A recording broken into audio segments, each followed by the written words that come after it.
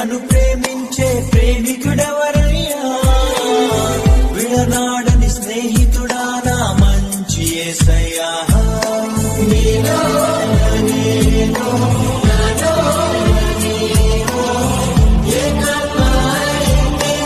సంవత్సరాలు పాత పడుతున్నాయి కానీ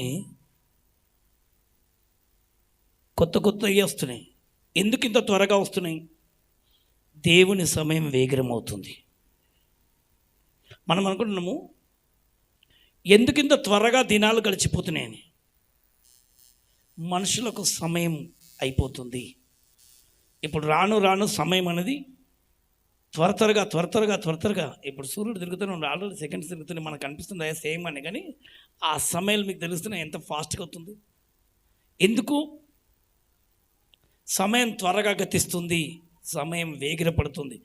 ఆయన రావడానికి సృష్టి మిగుల త్వరపడుతుంది, ఎదురు చూస్తుంది. ఎప్పుడు వస్తాడా, ఎప్పుడు పోతాడా అని, మనం ఎప్పుడు వెళ్ళిపోతామా అన్నట్టుగా. భూమి మీద ఇక కాలములు సమయంలో అన్నీ ఆయన నిర్ణయించిన సమయంలో నిర్ణయించిన గడియలు త్వరపడి సిద్ధమవుతున్నాయి. దేవుడికి మహిమ కలుగును గాక. చేతులైతే ఒకసారి చెప్దాం. మనం పోయినసారి చెప్పినాం అన్నిటికీ ఒక సమయము కలదని. అన్నిటికీ సమయం కలదు. ఇప్పుడు సమయం వస్తుంది ఏంటంటే ఆయన రావడానికి సమయం. అన్నిటికీ సమయం ఉంది. ఇప్పుడు భూమి మీద చాలా మటుకు మళ్ళీ మనుషులు ఏదో సంతోషపడి మేము ఏదో చేసుకుంటాము, ఏమో తింటాము, ఏమో పెద్ద పెద్దగా చేసుకుంటాము, ఏమో అన్ని కలలు కనడం కంటే ఒకటే కల కనాలి. నిన్ను ఎప్పుడు చూస్తాను, నీతో నేను ఎప్పుడు గడుపుతాను.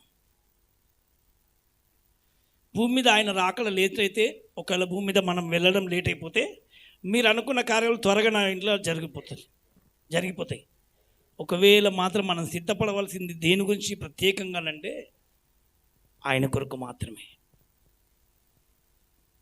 సిద్ధపడవలసింది. అది చూద్దాం కొన్ని విషయాలు మనం.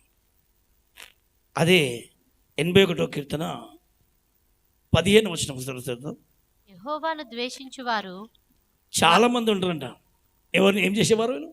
యెహోవాను ద్వేషించేవారు. వారికి లొంగుదురు, వారి కాలము శాశ్వతముగా నుండును. ద్వేషించేవారు వాళ్ళ కాలం శాశ్వతంగా ఉండబోతుంది. చెప్పండి, ఎవరి కాలం?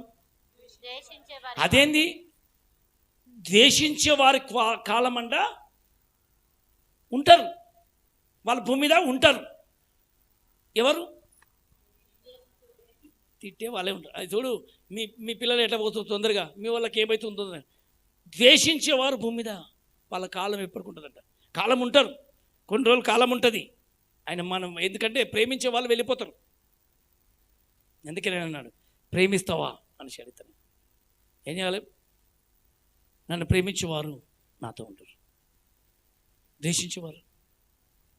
ఒకవేళ ఏదైనా కార్యం జరగకపోతే కూడా మీరు ద్వేషించొద్దు. ఏ మనుషులను బట్టి కూడా మనం ద్వేషించవద్దు. మనసులో ద్వేషం అనేది వస్తే మాత్రం చూడండి అక్కడ ఏమంటాడు. యెహోవాను ద్వేషించువారు వారికి లొంగుదురు, వారి కాలము శాశ్వతంగా నుండును. అతి శ్రేష్టమైన గోధుమలను అనుగ్రహించి నేను వారిని పోషించుదును, కొండ తేనెతో నిన్ను తృప్తిపరచుదును. ఇక్కడ ఒక మాట ఉంది. కొంతమంది ఉన్నారు ఈ భూమి మీద, రెండు ఉన్నది ద్వేషించేవారు. ఒకటి దేవుణ్ణి ద్వేషించి లోకానికి లొంగేవారు, ఒకటి దయ్యాలను ద్వేషించేవారు. ఒకటేమో స్పష్టంగా చెప్తున్నాను, ద్వేషించినట్టు ఒక మాట చెప్పొచ్చు. కొంతమంది ఏమో విధేయతతో ఉన్నట్టుగా నటిస్తారు, కానీ విధేయులు అయ్యారు. నటించి కాదు, దేనికి లొంగకుండా ఆయన పేరిట కష్టమైన, నష్టమైన, ఇరుకైన, ఇబ్బందులైన ఏదైనా తట్టుకోవడానికి సామర్థ్యం కలిగిన వాళ్ళు అయితేనే భూమి మీద నువ్వు త్వరగా ఆయన కొరకు సిద్ధపడగలదు. ఆయన కొరకు నువ్వు కనిపెట్టగలగాలి. ఇక్కడ ఒక మాట మనం చూడొచ్చు. దీని విషయంలో నిర్గమకాండంలో ఉందంట. కొంతమంది ఆయన ద్వేషించారు, కొంతమంది ఆయనను ఎలాగా లోకాన్ని ద్వేషించిన వాళ్ళు ఉండరు. ద్వేషించే వాళ్ళు 3 రకాలు ఉంటారు. ఒకటి లోకాన్ని, ఒకటి పాపాన్ని, తమస్సకీల.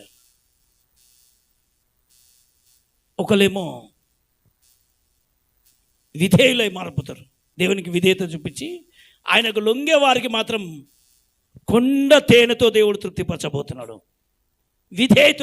విధేయత చూపించిన వారికి మాత్రము ఎవరైతే, అందుకే ఎప్పుడు చెప్తూ ఉంటాను నేను, ఎక్కడనంటే దేవా నాకు కావాల్సింది ఏంది? విధేయత మాకు నేర్పించు, వినయము దయచేయి, ప్రేమగల జీవితం మాకు దయచేయి. ఒక వ్యక్తికి ఇక్కడ విధేయత ఉన్నాడు, అవిధేయతలు కొంతమంది ఉండి ద్వేషించేవారు కొంతమంది ఉంటే, విధేయులు కలిగి ఆయనకు లొంగేవారు కొంతమంది ఉంటారు. ఆ విధేయత కలిగిన వారికి మాత్రము చక్కటి దీవెనలేనంట కొండ తేనెతో వాళ్ళని తృప్తిపరుస్తాను. అలాగనే దేవుని రాజ్యంలో ఆ 16వ వచనంలో మనం చూస్తున్నట్టే అయితే ఆ వాక్యంలో అతి శ్రేష్టమైన గోధుమలను అనుగ్రహించి, దేంటంట విధేయతగా ఉన్న వారికి మాత్రం అతి శ్రేష్టమైన గోధుమలను అనుగ్రహించి. ఎవరికంట? 2 గుంపులు ఉన్నారు. ఒకటి ద్వేషించేవారు, ఒకడు లోబడి. విధేయత కలవారు. చెప్పండి ఎవరు? 2 ఉన్నాయి. ఇప్పుడు విధేయతతో ఆయన దగ్గరికి మనం లొంగుతామా? కొండ తేనెతో దేవుడు తృప్తిపరచబోతున్నాడు. అతి శ్రేష్టమైన మంచి గోధుమలతో దేవుడు వారిని పోషించబోతున్నాడు. ఈ ద్వేషించే వారికేమో వాళ్ళు కూడా ఉంటారు, భూమి మీద ఉంటారు. యెహోవాను ద్వేషించే వారు భూమి మీద ఉంటారు. ఉండి చివరికి వాళ్ళ పరిస్థితి ఏమవుతుందో భయంకరమైన స్థితిగతులు రాబోతున్నాయి. చూడండి అక్కడ నిర్గమకాండం 24వ అధ్యాయము 5వ వచనం చదువు. నిర్గమకాండం. ఇశ్రాయేలీలో యవ్వనస్తులను పంపగా వారు దహన బలులను నర్పించి యెహోవాకు సమాధాన బలులుగా కోడెలను వధించిరి. అబ్బా, ఆ రోజులలో వాళ్ళు ఏమి ఇచ్చారంట? కోడెలను. అప్పుడు మోషే వాటి రక్తంలో సగం తీసుకొని పళ్ళెములలో పోసి ఆ రక్తంలో సగము బలిపీఠం మీద ప్రోక్షించెను. అతడు నిబంధన గ్రంథమును తీసుకొని ప్రజలకు వినిపింపగా వారు యెహోవా చెప్పినవన్నీ చేయుచు విధేయులమై ఉందుమనిరి. ఏమన్నారంట వాళ్ళు? మీరు చెప్పినవన్నీ మేము వింటాము అని చెప్పి విధేయులమై ఉంటాము. స్తోత్రం కలుగును గాక. ఆయన ఆ రోజులలో కూడా ఒక గొర్రెపిల్ల రక్తాన్ని తీసుకుపోయి అందరు బలిపీఠం మీద ప్రోక్షించిందంట. అందరి మీద ప్రోక్షించి సిద్ధపరిచిన వాడు, ఇదిగో ఇది ఈ రక్తం ఏంటంటే మీకు యెహోవాకు మధ్యలో ఒక నిబంధన, ఇది మీరు ఆయనకు విధేయతలై ఉంటారా అని అంటే ప్రజలు అడిగిన కొంతమంది మేము విధేయతలమై ఉంటాం ప్రభు అని. దేవుడికి మహిమ కలుగును గాక. మేము ఉంటాము అన్న వాళ్ళేమో, విధేయత కలిగి ఉండే వాళ్ళనేమో ఒక క్రమం పద్ధతిలో, అందుకే 2 చెప్పిన ద్వేషించేవారు కొంతమంది ఉంటారు, ఎంతమంది విధేయతలు కలిగి ఉంటారు అని చెప్పి ఒకరికి టెస్ట్ చేసిందంట. ఆ రోజులలో చేసి ఒక గంపలో ఒక పాలెంలో మంచిగా గొర్రెపిల్ల రక్తాన్ని తీసుకుని ప్రోక్షించి విధేయత కలిగిన వాళ్ళకు ఒక గుర్తు ఏంటి? ఏసు రక్తం. చెప్పండమ్మా, ఏమి రక్తం? ఏసే రక్తము. ఈరోజు నీకు విధేయత కలిగిన ఉంటావా? అవిధేయతతో ఉంటావా? ద్వేషించే గుంపులో ఉంటావనుకో నీకు రక్తం ఉండదు. విధేయత గుంపులో ఉంటే నీకు గొర్రెపిల్ల రక్తం నీ మీద ప్రోక్షించబడబోతుంది. ఆమేన్. చూడండి అక్కడ ఇంకా చూపిస్తున్నాడు. అతడు నిబంధన గ్రంథమును తీసుకొని ప్రజలకు వినిపింపగా. ఏంటి? ఏ గ్రంథం ఇది? కొత్త నిబంధన, పాత నిబంధన, 2 గ్రంథాలు ఉన్నాయి మన చేతిలో. ఇప్పుడు 2 కలిపి ఒకటే ఉంది. ఈ నిబంధన గ్రంథమును తీసి వారికి వినిపించిండంట. ఇగో ఇది వాస్తవం. ఇప్పుడు ఎంతమంది అయితే ఈ గ్రంథాన్ని వింటుండ్రో లేకపోతే గ్రహిస్తుండ్రో, దీనికి ఎంతమంది విధేయులమై ఉంటామని చెప్పిండ్రో, ఎంతమంది ఉంటా అని చెప్పిండ్రు? చివరి వరకు. ఎప్పటి వరకు? చివరి వరకు ప్రభా మేము నీ కొరకే ఉంటాము, నీ కొరకే కనిపెట్టుకుంటాము. ఈ భూమి మీద కాదు మేము లొంగవలసింది, ఈ మనుషులకు కాదు మనం లొంగవలసింది, దేవునికి విధేయత చూపించాలి. ఆమేన్. మనం అనుకోవడం ఏదో భూమి మీద పెద్ద పెద్ద పనులు చేసినాం, మంచి మంచి పనులు చేసినాం. ఎన్ని మంచి పనులు చేసినాం అని కాదు. ఎవరు మనుషులకు చేసిండ్రు, కానీ మనుషులకు చేసినట్టుగా కాదు. నువ్వేది చేసినా ప్రభు చేసినట్టు ఉండాలి. అందుకని దేవునికి లోబడాలి, దేవునికి విధేయతగా చూపించాలి. స్తోత్రం కలుగును గాక.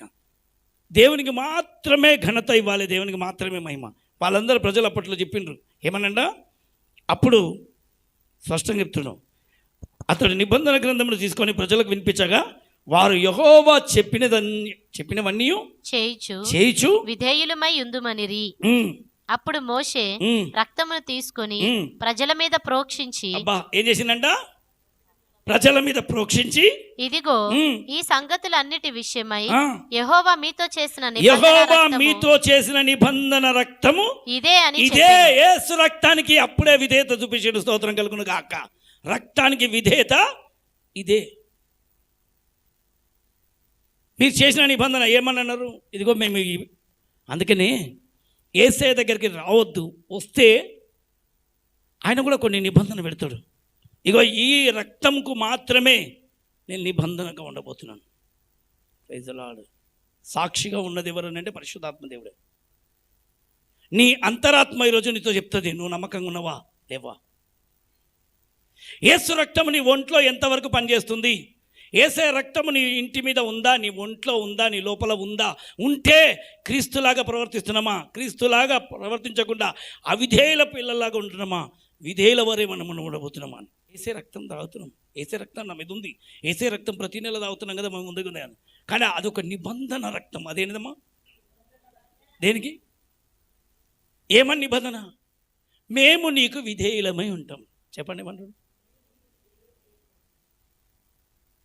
ఒక నిబంధన అనేది మన మీద ఉంది, ప్రతి ఒక్క క్రైస్తవుడి మీద ఒక నిబంధన ఉంది. ఎప్పటి వరకు ఈ నిబంధన, భర్త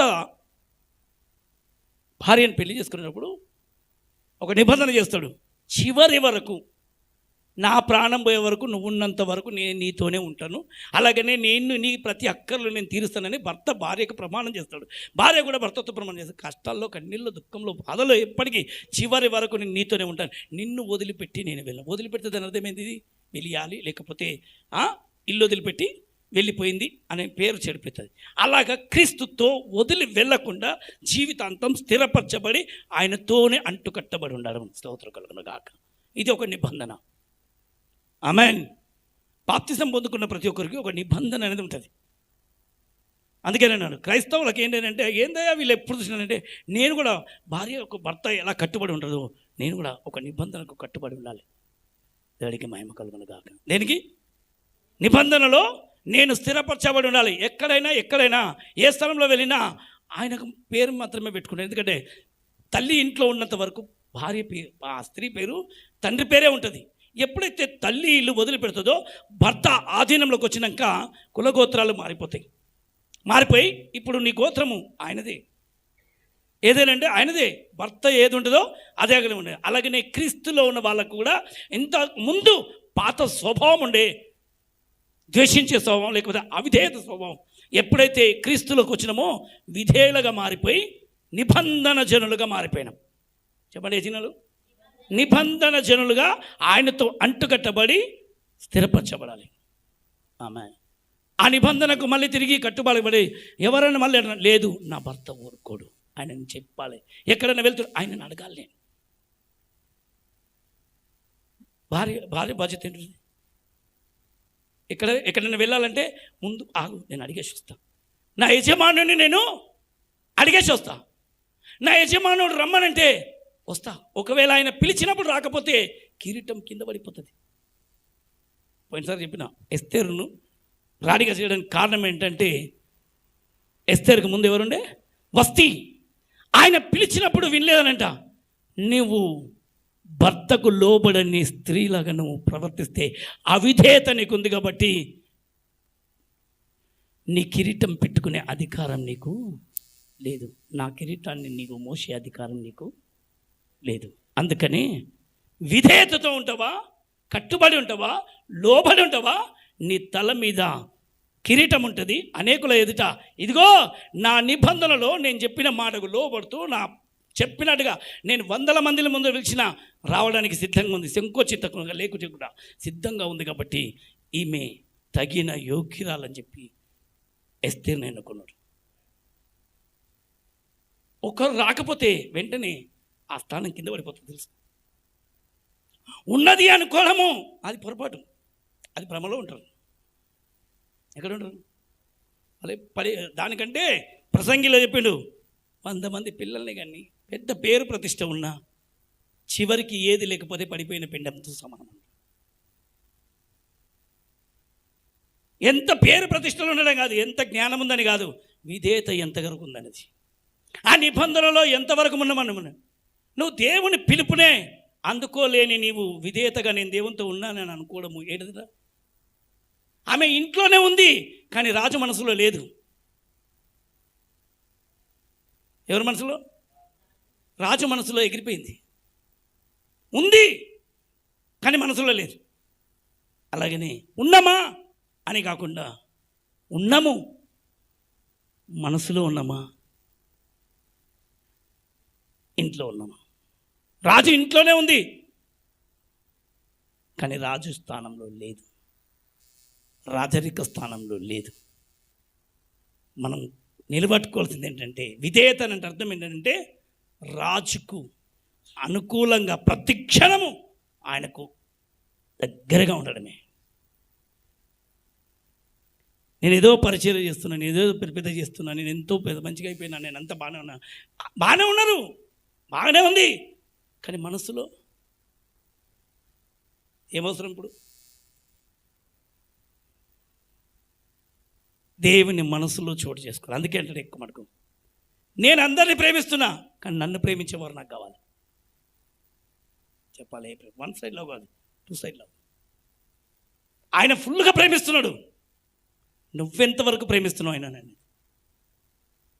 నువ్వు ప్రేమిస్తే లోకం నీకు అంతా కనిపించదు. మనం పరిచయం చేసేది దేవుని గురించి మాత్రమే చేయాలి, మనుషుల గురించి చేయదు. ఏదైనా చేసినామా అది మనుషులకు చేస్తున్నట్టు చేయదు, నా ప్రభుకు చేస్తున్నట్టుగా చేయాలి. స్తోత్రం కలుగును గాక. ఇదే పౌలు గారు కూడా మనం చెప్పిండు, ఏది చేసినా ప్రభు కొరకు చేసినట్టుగా మీరు చేస్తే అది మీకు విధేయత. Praise the Lord. చేతులతో ఒకసారి చెప్పొచ్చు. చాలా చక్కగా చెప్తూ ఉంటారు. రోమా పత్రికలో 1వ అధ్యాయము 5వ వచనం చదువు. రోమా పత్రికలో పౌలు గారు కూడా స్పష్టంగా చూపిస్తూ ఉంటారు. దేవుని సువార్త ప్రత్యేకింపబడిన వాడునైన పౌలు. దేని కొరకంటైనా? దేవుని స్వార్థ కొరకు ప్రత్యేకించబడిన వాడునైనా పౌలు రోమాలో ఉన్న దేవుని ప్రియులకు అందరికీ. ఎవరికంట? దేవుని ప్రియులందరికీ, అనగా పరిశుద్ధులుగా ఉండుటకు. ఏమంట? పరిశుద్ధులుగా ఉండుటకు పిలువబడిన వారికి అందరికీ శుభమని చెప్పి వ్రాయినది. మన తండ్రి అయిన దేవుని నుండి ప్రభు అయిన యేసుక్రీస్తు నుండి కృపా సమాధానములు మీకు కలుగునుగాక. దేవుడు తన కుమారుడును మన ప్రభువునైన యేసుక్రీస్తు విషయమైన ఆ సువార్తను పరిశుద్ధ లేఖనముల యందు 1వ అధ్యాయంలో 6వ వచనం ఒకసారి. 1వ అధ్యాయం 6వ వచనం. దేవుడు తన కుమారుడును మన ప్రభువునైన యేసుక్రీస్తు విషయమైన ఆ సువార్తను పరిశుద్ధ లేఖనముల యందు తన ప్రవక్తల ద్వారా ముందు వాగ్దానం చేసెను. యేసుక్రీస్తు శరీరమును బట్టి దావీదు సంతానముగాను మృతుల్లో నుండి పునరుత్థానుడైనందున పరిశుద్ధమైన ఆత్మను బట్టి దేవుని కుమారుడుగాను ప్రభావముతో నిరూపింపబడెను. ఇప్పటిదాకా మోషే ఏం చెప్పిండు? ఈ గ్రంథంలో ఆమేన్ ఉన్నవన్నిటిని మేము వింటాము అని చెప్పి ఆ రోజులలో మోషేతో కొంతమంది జనులు ప్రమాణం చేసిండ్రు. అదే ప్రమాణమును మళ్ళీ తిరిగి ఇక్కడ ఎవరు చూపిస్తుండ్రు? పౌలు ఈ సువార్త అని అంటున్నాడు. ఆయన గ్రంథం అని అన్నాడు, ఈయన సువార్త. స్తోత్రం కలుగును. రెండిట్లో చూపిస్తున్నాడు. యేసుక్రీస్తు శరీరమును బట్టి దావీదు సంతానముగాను మృతుల్లో నుండి పునరుత్థానుడైనందున ఆమేన్ పరిశుద్ధమైన ఆత్మను బట్టి దేవుని కుమారుడుగాను ప్రభావముతో నిరూపింపబడెను. ఈయన నామము నిమిత్తము సమస్త జనులు విశ్వాసమునకు విధేయులగునట్లు. ఆమేన్. దేనికి? విశ్వాసంలో అందరు ఎట్లుండాలి? విధేయుల. అవిధేయతతో కాకుండా విధేయత కలిగిన పిల్లల వలె ఈయన ద్వారా మేము కృపను అపోస్తలత్వమును పొందితిమి. ఇప్పుడు ఒక వ్యక్తి విధేయతతో ఉంటే అపోస్తుడనియో విశ్వాసంలో నిలబడి ఉంటే వాళ్ళకి మంచి మంచి పేరు. అంతకుముందు అయితే ఏ పేరు లేదు. ఎప్పుడైతే విశ్వాసంతో దేవునికి నమ్మి ఆయన విధేయుడు అయిపోయిండో దేవా, నేను ఇంతకుముందు అందరినీ కొట్టాలనుకున్నా, చంపాలనుకున్నా, ఆ పాత స్వభావం, పాత జీవితం అంతా మార్చేసిండు. వెళ్ళిపోయిన తర్వాత మళ్ళీ తిరిగి ఆ పాత లోకంలో కానీ, పాత జీవితాన్ని కానీ లేకుండా దేవునికి మాత్రమే పూర్తిగా విధేయత చూపించిన ఆయన జీవితంలో ఒక కొత్త మార్పు అనేది చూపిస్తున్నాడు. Praise the Lord. ఈరోజు మన జీవితంలో కూడా పాత స్వభావమే ఇంకా ఉందా? అందుకనే మునుపటి వాటిని తలంచుకోకండి, మునుపటి సంగతులను మర్చిపోండి. ఎప్పుడో ఒకప్పుడు అనండి, అమ్మ పెళ్ళైనాక మళ్ళీ అమ్మగారి ఇల్లు అనంటే ఊరుకుంటామా? అర్థం కూడా భర్త ఊరుకుంటాడా? చెప్పాలి. కొంతమంది ఇల్లు పాడైపోతాయి కదా. ఎందుకు? పెళ్ళి మాత్రం అవుతుంది కానీ భర్త పాట పాడరు, అమ్మగారు పాట పాడతారు. అందుకే ఆ ఇల్లు పోతుంది అంటారు. నిజం చెప్తాను. అమ్మగారి పాట పాడడం పక్కన పెట్టేసి భర్త పాట పాడండి, అప్పుడు ఇల్లు బాగుపడుతుంది. భర్త దగ్గర ఉన్నా లేకపోయినా అమ్మ కావాలి, అమ్మ మా ఇంట్లో ఏమవుతుందో ఆడేమవుతుందో చింత ఆడగాదు, నీ భర్తకి ఏమేమి కావాలో అది చింతపడాలి నువ్వు. అత్తగారింట్లో భర్త గురించి పక్కన పెట్టి మా తమ్ముడు ఎట్లున్నాడో, మా అక్క ఎట్లుందో, మా చెల్లి అది వదిలేయి. ఇప్పుడు వాళ్ళు చూసుకుంటారు. వాళ్ళ ఇంట్లో కూడా కోడలు వస్తుంది, వాళ్ళ ఇంట్లో కూడా వస్తాడు, వాళ్ళు చూసుకుంటారు. స్తోత్రం. ఇప్పుడు నీ పని ఏంటి? నీ భర్త వెంబడిస్తే ఆ ఇల్లు, ఆ కుటుంబము సూపర్గా ఉంటుంది. అమ్మ పాట పాడిన ప్రతి ఒక్క కుటుంబం అమ్మ వచ్చి తాకలాట పెట్టిస్తుంది కదా. ఆ ఇంట్లో చిచ్చు. మళ్ళీ అమ్మగారి పాట వాళ్ళకు భర్త చెప్పినట్టుగా విను, నువ్వు దీవించబడతావు అని అంటాడు. అలాగే నేను జీవం గల దేవుడు పౌలు గారు చూపిస్తున్నాడు. నేను వదిలేసిన, అబ్రహాం గారు వదిలేసిండ్రు. స్తోత్రం కలుగును గాక. మునుపటి సంగతులను మరలా తలుచుకోవద్దు, ముందుకు మాత్రమే సాగం. ఆమేన్. ముందుకు సాగినామంటే అలాగనే మనకు సంసార జీవితంతో కొన్ని విషయాలు ఎందుకు జతపరిచి దేవుడు చూపించిండనంటే, నేను ఎలా ఉన్నానో మీరు కూడా అలాగే ఉండండి. ఇద్దరు కలిసి దేవుని వాక్యంతో సాగండి. ఆమేన్. సాటి అయిన సహాయం భర్తకు. ఈ సహాయం ఇంకెక్కడికి పోతే అది వాక్యానుసారంగా కరెక్ట్ కాదు. భర్తకి ఎవరు సాటి అయిన సహాయం? ఎవరు? హవ్వ. భర్త భార్యలిద్దరికి ఒక సాటి అయిన సహాయం. నువ్వు సాటి అయిన సహాయకరంగా ఉన్నవా, ముళ్ళులాగా ఉన్నవా? నేను నీకు సహాయకరంగా, అక్కడ సహాయకరంగా ఉంటా, అక్కడ సహాయకరంగా ఉంటా కదా. అలా అన్నప్పుడు పెళ్లి చేసుకోవద్దు. దేవుడికి మహిమ కలుగును గాక. క్రైస్తవ జీవితం కూడా అంతే. రావద్దు, వచ్చినవా మళ్ళీ వెనుకకు తిరిగి చూడదు. మళ్ళీ తిరిగి వెనుకకు తిరిగి చూస్తే అంటే భార్య ఇల్లు వదిలిపెట్టి ఎట్లుంటుంది? సరే ఆలోచన చేయండి. లేచిపోయింది అంటారు. ఏమంటారు? చెప్పాలి అలా. లేచిపోయింది, ఇల్లు వదిలిపోయింది, పేరు బాగుండదు. అలాగనే క్రీస్తును వదిలి ఒక్క క్షణం కూడా మనసులో వదిలేసినవా పరిస్థితి తారుమారులో. అందుకని దేవుని సన్నిధిలో అది ఉండే అట్లే లోపలికి వచ్చేయాలి, బయట ఎవరు ఉండదు. దేవుడికి మహిమ కలుగును గాక. రెండు చేతులెత్తి ఇంకోసారి గట్టిగా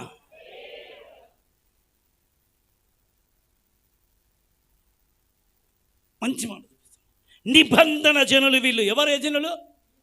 అరే నిబంధన జనులు అంటే ఏంటి? వీళ్ళకు ఒక కట్టుబాటు ఉంది. పెళ్ళైనప్పుడు ఎలా కట్టుబాటు ఉందో అలాగనే క్రీస్తుతో వీళ్ళు పెనవేసుకున్నవారు. వీళ్ళకు లోకంతో పని లేదు. అందుకే వీళ్ళకు పరలోకం తప్ప వేరే పని లేదు. నిన్ను చూసి లోకం చెప్పాలి, వీళ్ళకి దేవుడు తప్ప వేరే పని లేదు, మరే భార్యకు భర్త తప్ప వేరే పని లేదు అని ఎలా ఉంటుందో నేను కూడా ఒక జనాన్ని, మీరు లోకానికి ఉంటే నేను ఆయనతో నిబంధన చేసుకున్నాను, దాన్నే ఎంగేజ్మెంట్ అని అంటారు కదా.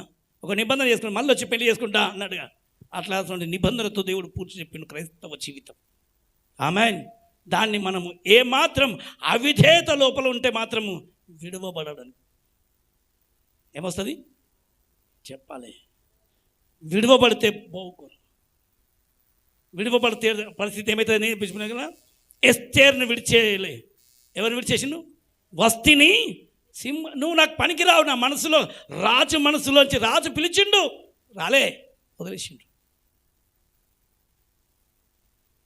విధేయత కలిగి చూపిన పిల్ల ఎస్తేర్ ఉంది. ఆమెను పనికిరాందైనా అనే లోకం అనుకున్నా, ఎవరు లేకపోయినా రాజరికం ఇచ్చిండు. ఈరోజు నీ కొరకు జీవితాన్ని దేవుడు, నువ్వు దేవునికి విధేయతగా ఉంటే ఆయనతో చోటు చేసుకోబోతావు. ఈ మనుషులతోటి మనం ఉన్నంత మనుషులను సంతోషపరచాం. అందుకే మన పరిచర్య, మన సేవ, మన జీవితం మనుషులను కాదు సంతోషపరిచేది, యేసును సంతోషపరచాలి. ఎవరిని? ఏసే. మనుషుల కొరకు ఏసేని వదిలిపెడతారు. బంధువులు వస్తుంటారు, ప్రభువా సారీ ప్రభువా ఏం కాదు అనుకుంటారు. నువ్వు అనుకుంటావు కానీ మనసులోకి వెళ్ళిపోతావు. నీకు వాళ్ళు ఇంపార్టెంట్ అయిపోయారు, నేను కాదు. లోకం ఇంపార్టెంట్ అయిపోయింది. దేవా కొంచెం పని ఉంది, నీకు అది ఇంపార్టెంట్ అయిపోయింది. నీకు భర్త విలువ అన్నట్టు ఉంటుంది. ఆయన ఏమైనాడు, ఆయన నువ్వు ఏమని ఆరాధిస్తున్నావు, నువ్వు ఎట్లా నీ మనసులో కొలువు చేసినావు, నీ హృదయంలో ఆయనకి ఎంతవరకు స్థానం ఉంది, ఆ స్థానాన్ని బట్టి నీ స్థానం నిలబడబోతుంది. నువ్వు ఆయనకిచ్చే గౌరవం, నువ్వు ఆయనకిచ్చే విలువ, నువ్వు ఆయనకిచ్చే ప్రేమ, ఆమేన్, ఆయనకు చూపించే ఒక నీ మనసులో ఎంత చోటు ఉంటుందో, ఎంత విలువలు ఉంటుందో, దాన్ని బట్టి దేవుడికి మహిమ కలుగునుగాక. Praise the Lord. అందుకే పౌలు ధైర్యంగా చెప్తున్నాడు, నిబంధనలో ఉన్నావు నేను కూడా, నేను ఒకసారి ఇలా ఉన్నాను. అందుకే తన ప్రజలకు చెప్తున్నాడు వాక్యానుసారంగా. ప్రజలు కూడా చెప్పిన పని, మేము విధేయులమై ఉంటాము అని ఇక్కడ మోషే ముందు సాక్ష్యం ఇచ్చిండ్రు. ఇక్కడ అదే మాట పౌలు గారు ఎత్తి అడుగుతున్నాడు. అందులో ఇంకా ఎందుకు అనంటే, ఒకప్పుడు పాత జీవితం ఉండే, మనది పాత లోకం ఉండే. అలాంటి జీవితంలో నుంచి ఆయన రక్తం ద్వారా దేవుడు మనల్ని కొత్త జీవితంలోకి తీసుకొచ్చిండు. స్తోత్రం కలుగును గాక. కొత్త మలుపులోకి తీసుకొచ్చిండు. ఎఫెసీకి రాసిన పత్రిక 2వ అధ్యాయంలో మనకు చూసినట్లయితే అక్కడ మొదటి నుంచి చాలా బాగుంటుంది. ఎఫెసీకి రాసిన పత్రికలో చూడొచ్చు. మీ అపరాధముల చేతను, ఒకప్పుడు అపరాధముల చేత, పాపముల చేతను, మీ అపరాధముల చేత, పాపముల చేతను మీరు చచ్చిన వారై ఉండగా ఆయన మిమ్మును క్రీస్తుతో కూడా బ్రతికించెను. యేసు రక్తం ఏం చేసింది? మనిషిని బ్రతికించింది. స్తోత్రం కలుగును గాక. క్రీస్తుతో కూడా మనలను బ్రతికించింది. ఎఫెసీకి రాసిన పత్రిక 1వ అధ్యాయం మొదటి నుంచి, మీరు వాటిని చేయించు వాయుమండల సంబంధమైన అధిపతిని, వాయుమండలంలోని అధిపతి అయిన సంబంధమును, అధిపతిని అనగా ఆ సంబంధం నుంచి బయటకు వచ్చేసినాం. వాయుమండల సంబంధమైన అధిపతిని అనగా అవిధేయులైన వారిని. ఏంటంట? ఇంతకుముందు అవిధేయులందరూ ఏమవుతారంట? విడువబడతారు. విడువబడేది ఎవరు? అవిధేయులే చూపించింది 81వ కీర్తనలో. అవిధేయులకు ఆయుష్ ఎక్కువనంట, విధేయులకు వెళ్ళిపోతారు. ఈ భూమి మీద నుంచి వెళ్ళిపోయి భూమిలో కలిసిపోవచ్చు. మరణం వచ్చేది, మనం అనుకుంటాము మరణం వచ్చింది. లేదు, మరణం కాదు, వాళ్ళకి వచ్చేది నిద్రలో వెళ్ళిపోయింది. స్తోత్రం కలుగును గాక. వాళ్ళు త్వరగా లేవబోతున్నారు మళ్ళీ. అందుకే నిద్రించిన వాళ్ళు ధన్యులు అన్నాడు. క్రీస్తులో ఉండి నిద్రపోవాలి. ఎక్కడ ఉండాలి చెప్పాలి గట్టిగా. ఈ సంవత్సరం చాలామందికి వస్తుంది చూడండి, భయంకరంగా వస్తుంది నిద్ర. వస్తుంది, క్రీస్తులో వస్తుంది నిద్ర, మామూలుగా రాదు. పోయిన సంవత్సరం మనం చెప్పినాం కదా, ఈ సంవత్సరం ఎంత బాగుంటుందో అంత బాగా ఆయన దగ్గరికి చేరుతామని అనడం. ఎలా చేరుతామంటే తొందరగా ఎవరైనా పోయినా సంతోషపడతాం. ఏడవడం కాదు, సంతోషపడతాం. ఎందుకు? ఎక్కడ వెళ్తున్నారు వీళ్ళు? క్రీస్తులో నిద్రపోతున్నారని సంతోషపడాలి. స్తోత్రం కలుగును గాక. విడువబడుట ఘోరం. Praise the Lord. అందుకనే ఎప్పుడు ఏ టైం వస్తుందో తెలియదు అన్నప్పుడు అంతగా ప్రభుతో మనం ఉండాలి. 24 గంటలు ఆయనలో ఉండి నిద్రపోతే సంతోషం. ఆయనలో లేకుండా నిద్రపోవడం కంటే ఆయనతో ఉంటే ఆయన లేపగలుగుతాడు. చూడండి మనం చెప్తాను. అనగా అవిధేయులైన వారిని ఇప్పుడు ప్రేరేపించే శక్తికి అధిపతిని అనుసరించి.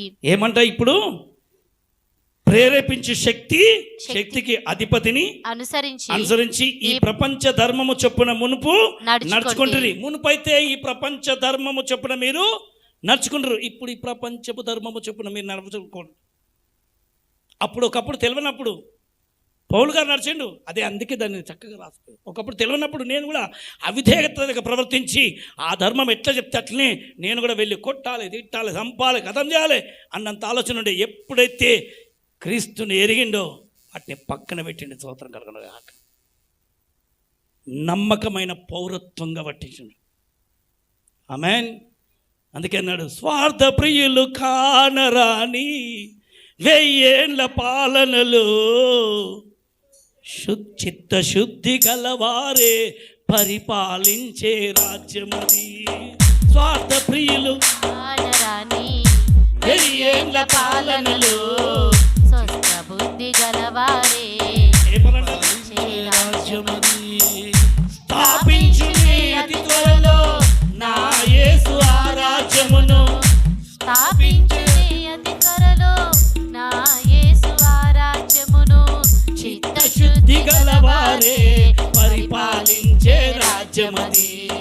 చిత్తశుద్ధి గలవారే పరిపాలించే రాజ్యమది. ఎన్నెన్నో మేలను అనుభవించిన నేను ఏమని ఎన్నని వివరించగలను. ఎన్నెన్నో మేలను అనుభవించిన నేను ఏమని ఎన్నని వివరించగలను. యుగ యుగాలలో ఎన్నెన్నో, యుగ యుగాలలో ఎన్నెన్నో అనుభవించవలసిన నేను ఆ పౌరత్వము కొరకే పోరాడుచున్నాను.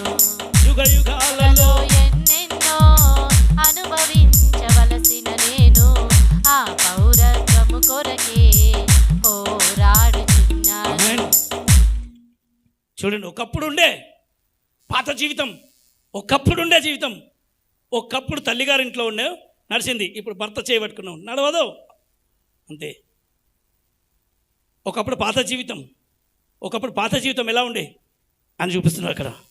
ఆ 4వ వచనం నుంచి 3వ వచనంలో, వారితో కలిసి మనందరము శరీరం యొక్కయు మనస్సు యొక్కయు కోరికలను నెరవేర్చుకొనుచు మన శరీరాశులను అనుసరించి ఉమ్, మునుపు ప్రవర్తించుచు ఉమ్, కడమవారి వలనే ఆ, స్వభావ సిద్ధముగా దైవోగ్రతకు పాత్రులమై ఉంటిమి. ఏమంట? దైవ ఉగ్రతకు పాత్రులమై పాత్రులమై ఉంటిమి. అయినను దేవుడు ఆ. కరుణా సంపన్నుడై ఉండి. అబ్బా, ఏమంట దేవుడు ఎంత మంచి. ఇప్పుడు మనం అందరం రక్షించబడ్డామని అంటే ఏంటి? ఆయన కరుణ సంపన్నుడై ఉండి మనము ఆ, మన అపరాధముల చేత చచ్చిన వారమై ఉండినప్పుడు సైతము ఉమ్, మన ఎడల చూపిన తన మహా ప్రేమ చేత అబ్బా అమ్మా, ఇది ఏమంట? తన మహా ఇప్పుడు చెప్పండి, నేను దేవుణ్ణి మీరు ప్రేమిస్తారా? మీరు ప్రభుని అందరినీ ప్రభు ప్రేమించి తన స్వరక్తం ఇచ్చి రక్షించిండు. స్తోత్రం కలుగును గాక. అయితే ఆ ప్రేమలో నిలబడగలిగిన వాళ్ళ సత్తా ఎవరిది అని అంటే, పెళ్లి చేసుకోవడం భర్త తప్పు కాదు, ఆ పెళ్లిని నిబంధనను నిలబెట్టుకోవడం స్త్రీ ధర్మం. అలాగనే ఆయన పట్టుకున్నాడు, ఏర్పరచుకున్నాడు. ఆ ఏర్పరచుకున్న దాంట్లో నమ్మకంగా విధేయత కలిగి నువ్వు ఉండగలిగితే నేను కూడా నీ అడుగులో నడుస్తాను, నేను నీ అడుగు జాడలో నడుస్తాను. అయ్యా, ఫోన్లు పట్టుకొని నలుగుతున్నావు ఏందయ్యా? ఫోన్లు బంద్ చేయరు మీరు. స్తోత్రం కలుగును గాక. ఎవరు కూడా, ప్రతి ఒక్కరు ఇప్పుడు ఎవరికి ఇంపార్టెంట్? ఎవరిని? మనల్ని ప్రేమతో తన కృపతో ఆయన అవిధేయులైన మనలను ఎస్తేర్ని ఎట్లంట, ఆమె యోగ్యురాలు కాకపోయినప్పటికీ, ఆమెకు ఎవరు లేకపోయినప్పటికీ, పెద్ద పేరు లేకపోయినప్పటికీ, ఆమె ఎన్నిక లేని దానికైనప్పుడు ఆయన ఎన్నుకున్నాడు అనిగా. ఈరోజు జీవితంలో, మన జీవితంలో కూడా దేవుడు ఏర్పరచుకున్నాడు. ఎందుకనంటే నువ్వు నా పక్కలో కూర్చోవాలని చెప్పి కోరుకున్నాడు. నువ్వు నాతో ఉండాలి సమానంగానే. నువ్వు ఈ సమానం కంటే మనుషులకు ఎక్కువ ఇంపార్టెంట్ ఇవ్వకు. బంధుత్వానికి కాదు, లోక మర్యాదకు కాదు. మనం ఇవ్వాల్సింది ఎవరికి? ఆయనకి. ఆయనతో సహవాసం, ఆయనతో ఎక్కువగా మనం బంధం ఏర్పరచుకున్నాడు. అలాంటి స్థితిలో అసలు మనం ఏ స్థితిలో నుంచి వచ్చినామో దాన్ని గుర్తు చేసుకోవాలి. ఎలాంటి స్థితిలోంచి దేవుడా నన్ను పట్టుకున్నందుకు నీకు వందనాలయ్యా, ఎలాంటి జీవితాన్ని మమ్మల్ని పట్టుకున్నందుకు నీకు వందనాలు ప్రభువా, ఎలాంటి జీవితాన్ని మమ్మల్ని ఏర్పరచుకున్నందుకు స్తోత్రములు తండ్రి. నీతో కూర్చునేంత ధన్యత నాకు ఇచ్చావు. విడిచిపెట్టకూడని భాగ్యం మీరు చూడాలి, పిల్లలకు నేర్పియాలి, కుటుంబీకులకు. దేవుడు నా జీవితాన్ని ఒక విలువంగా మార్చండి. ఇదే నీ సాక్ష్యం. ఏం చెప్తామనండి, ఇదే అసలు యోగ్యుని కాను. ఆయన ఎంత మహారాజు, ఆయన ఎంత మహనీయుడు. ఆ మహనీయుడు నా కొరకు దిగేసి వచ్చి నేను కావాలని నన్ను కోరుకున్నాడు. స్తోత్రం కలుగును గాక. చెప్పండి మీరు కరెక్ట్. నేను కావాలని గట్టి చెప్పన్నమాట. ఏర్పరచుకొని నన్ను కోరుకున్నాడు. స్తోత్రం కలుగును గాక. నిన్ను కోరుకున్నాడు, అందుకే ఈరోజు నువ్వు రక్షించబడ్డావు. ఈరోజు నీకు వచ్చిన రక్షణ ఆయన ప్రేమ, ఆయన కరుణ, ఆయన కృప. ఉచితంగా ఇవ్వబడ్డది కృప ఇది. అందుకేనన్నాడు, అడిగితే వచ్చేది సహాయం, అడగకుండా వచ్చేదే కృప. అరే రాజుతో సహవాసం ఇదే కృప. మన జీవితంలో ఒక కృతజ్ఞత కలిగిన హృదయం అంటూ ఉండాలంటే ఇదే. దేవా ఏందనంటే నా జీవితంలో ఏముందనంటే విలువైంది ఉంది, ఎవ్వరికి లేని ధన్యత నాకుంది. నా దేవుడితో నాకు సహవాసం, నా దేవునితో నాకున్న బంధం. ఆ బంధాన్ని కనుక నువ్వు సాక్ష్యంగా బయటికి తీసుకొస్తే నీ జీవితంలో ధైర్యంగా నువ్వు చెప్పగలగాలి. ఎక్కడ యజమానుడు ఏది చెప్పినా నాకంటూ ఒక యజమానుడు ఉన్నాడు, నాకంటూ ఒక దొర ఉన్నాడు, నేను ఆయన ఆజ్ఞలకు ఇప్పుడు విధేయత నేను చూపించాలి. అందుకే ఇక్కడ చూపించాడు, నిబంధన గ్రంథంలో అడిగాడు, ఈ రక్తము మీ మీద చల్లుతున్నను, మీరు నిబంధన గ్రంథంగా ఉండబలుగుతారా, విధేయులమై ఉంటారా అని అడిగితే నిర్గమకాండంలో 24వ అధ్యాయం 5 నుంచి 8 వరకు మనం చూపించింది కదా. ఇప్పటిదాకా మేము ఉంటాము అని జనులు ఆ రక్తానికి మేము విధేయులమై ఉంటాము, ఆ రక్తానికి మేము విధేయులమై ఉంటాము. ఈరోజు నీ కడుపులో ఉన్న రక్తమే ఆ రక్తానికి నువ్వు విధేయత చూపిస్తుందని దేవుని ఆత్మనికి సాక్ష్యంగా నిలబడబోతున్నాడు. ఎక్కడ నువ్వు విధేయత చూపిస్తున్నావు, ఎవరి ముందు నువ్వు వాళ్ళ ముందు చెప్పగలుగుతున్నావు, ఇదిగో నాకుంటూ ఒక నిబంధన ఉంది, నేను ఆయన సొత్తు అని ఎంతమంది ముందు ప్రతిరోజు నువ్వు ఒక సాక్ష్యంగా చెప్పగలుగుతున్నావు.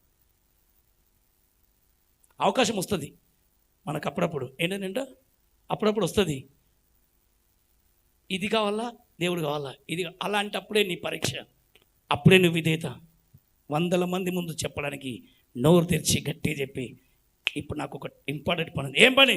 ఆయనే నీకు. అవును ఆయనే, ఆయనేనా, ఆయనే ఆయనే ఆయనే అని ఆయన పేరు నువ్వు గణపరచగలిగితే అక్కడ నీ రోషము బయటపడుతుంది. స్తోత్రం కలుగును గాక. నువ్వు ఆయన పేరు నిలబెట్టడానికి నువ్వు వదిలినంటే పరలోక రాజ్యంలో నువ్వు తలదించుకునే స్థితి ఇలాగనే వస్తుంది.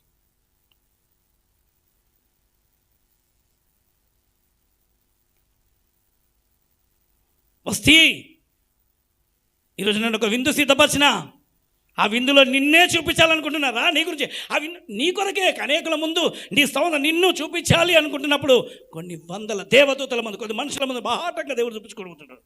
నిలబడప్పుడు మనస్సులో స్థానం సంపాదించుకోవాలి దేవుని. ఎక్కడ చెప్పాలి? పరలోకంలో స్థానం ఉన్నదా, మనసులో ఉందా? పరలోకంలో అందరూ ఉంటారు, ఉంటారు అందరూ ఉంటారు. నమ్మకంగా ఉండి రక్షించబడి మానవనసు ఉంది, నమ్మకంగా ఉన్నామా ఉంటారు అందరూ ఎన్నో ఉన్నారు. కానీ రాజుతో పాటు సింహాసనంలో ఎవరు ఉంటారు? మనసులో చోటున్న వాళ్ళు. ఆయన మనస్సులోకి చోటు. పరలోక రాజ్యంలో కూడా లేవా? మహిమ ఉంది, అధిక మహిమ ఉంది. ఆమేన్. ఆకాశం, మహా ఆకాశం లేవా? అంతస్తులు ఉన్నాయి, 1st floor, 2nd floor, 3rd floor. అట్లే అక్కడ కూడా గదులు ఉంటాయి. మనకు స్తోత్రం కలుగును గాక. ఉన్నతమైన చోట్లకి, ఆ గదులలోకి మనం వెళ్ళాలి అని అంటే ఆయన అక్కడ ఉండడం, పరలోకంలో ఉండడం మంచిది. ఏదో ఒక మూలలో ఉంటే చాలు ప్రభు. లేదా అట్లా ఉండొద్దు, ఆయనతో ఉండాలని ఆయన కోరిక ఏంటంటే నువ్వు ఆయనతో ఉండాలని. ఆయన మనసు అది, నువ్వు నాతో ఉండాలి. దేవుని మనసు అర్థం చేసుకోగలిగితే నువ్వు మామూలు ఉండవు. దేవునికి ఆయన మనసులో నీకు చోటు ఉంది. మరి నీ మనసులో ఆయనకు చోటు కనుక ఉండగలిగితే అప్పుడే సరైన సంఖ్య. ఆయన మనసులో చోటు చేసుకోవాలి. దేవా నేనున్నా ప్రభా, నేను ఉంటాను ప్రభా అని. హల్లెలూయా. జీవితం అందుకే పౌలు అంత గట్టిగా ఏది బానికి భయపడకుండా ధైర్యంగా సాక్ష్యం ఇవ్వగలుగుతున్నాడు, రాయగలిగాడు. చూడండి ఎంత చక్కగా రాసిండు. ఇంకా చెప్తున్నాడు, ఒకప్పుడు ఇలా ఉన్నా, ఒకప్పుడు అట్లున్నా, ఇప్పుడున్నా. అమ్మ చెప్పండి ఏమంటాడు? ఒకప్పుడు దేవుని ఉగ్రతకు పాలవుపోయేవాడిని, కానీ ఇప్పుడు నేను అట్లా లేను అని చెప్పగలిగిన. నువ్వు కూడా చెప్పాలి, ఒకప్పుడు భయంకరమైన పరిస్థితిలో ఉన్నా నేను, ఇప్పుడు మళ్ళీ తిరిగి మీ చెప్పినట్టుగా ఉండడానికి కాదు, ఇప్పుడు నేను దేవుని గురించి బ్రతుకుతాను. చెప్పాలి ఎవరి గురించి? స్పష్టంగా చెప్తుండా. ఎఫెసీకి రాసిన పత్రిక 2వ అధ్యాయం ఇంకోసారి చదవండి, 4వ వచనం. అయినను దేవుడు కరుణా సంపన్నుడై ఉండి మనము మన అపరాధముల చేత చచ్చిన వారమైనప్పుడు సైతము మన ఎడల చూపిన తన మహా ప్రేమ చేత మనలను క్రీస్తుతో కూడా బ్రతికించెను. ఎవరితో బ్రతికించెను? ఇప్పుడు క్రీస్తుతో కూడా మనల్ని బ్రతికించెను. కృపచేత మీరు రక్షింపబడి ఉన్నారు. అందరికి చెప్తున్నాను, ఇప్పుడు కృపచేత మీరు రక్షించబడి ఉన్నారు. క్రీస్తు యేసునందు ఆయన మనకు చేసిన ఉపకార ద్వారా అత్యధికమైన తన కృపా మహదైశ్వర్యమును రాబోవు యుగములలో కనుపరచు నిమిత్తము. ఎప్పుడంటమ్మా? రాబోతున్న యుగాలలో కూడా మనం కనపరచు నిమిత్తము క్రీస్తు యేసునందు మనలను ఆయనతో కూడా లేపి, ఆయనతో కూడా మనల్ని లేపి పరలోకమందు ఆయనతో కూడా కూర్చుండబెట్టెను. హల్లెలూయా. ఇది ఊహించుకోండి ఎంత బాగుంటుందో. స్తోత్రం కలుగును గాక. కూర్చుని నమ్మకంతో ఇదే అంతే. ఇక నేను ఆయనకు సొంతము, ఇంకెవరికి సొంతం కాదు. కానీ ఇలాంటి మనసు అందరికి ఎందుకు వస్తలేదు అనే బాధ నాకు. రక్షించబడ్డావు, ఏడా ఉట్టి నీళ్ళలో మునిగినావు. రక్షణ అనేది చాలా శ్రేష్టమైనది. ఆయన చెప్పిన మాటను నన్ను ఆయన పిలుచు లేపిండు, నేను ఆయనతో కూర్చుని పెట్టుకున్నాను అంతే. మళ్ళీ నేను నీ దగ్గర ఎందుకు కూర్చుంటే నేను మళ్ళీ నాకు నీతో ఏం పని? మళ్ళీ నాకు కంప్యూటర్తో ఏం పని? మళ్ళీ ఆ కంపతోటి నాకేం పని? పిలుస్తున్న దేవుడు గొప్పవాడు. ఎందుకయ్యా బాప్తిసాలు పొందుకుంటారు? ఎందుకమ్మా బాప్తిసాలు పొందుకుంటారు? ఎందుకు దేవుని పైపు? రక్షణ అనేది సంఘంగా నువ్వు అంటే ఏంటిది? దేవుడు నిన్ను కోరుకున్న చోటేంది? దేవుడు మనసులోని చోటేంది? అసలు నిన్ను లేపిండు ఎక్కడ?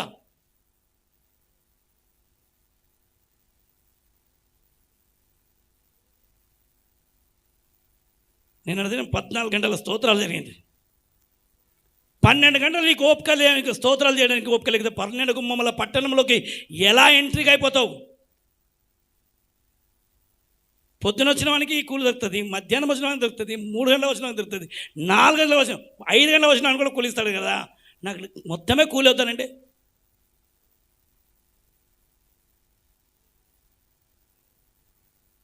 స్తోత్రం కలుగును గాక. నాకు మొత్తానికి అవద్దు, నా దగ్గర చాలా ఉంది. అలాంటి తత్వం ఎందుకు రాదు?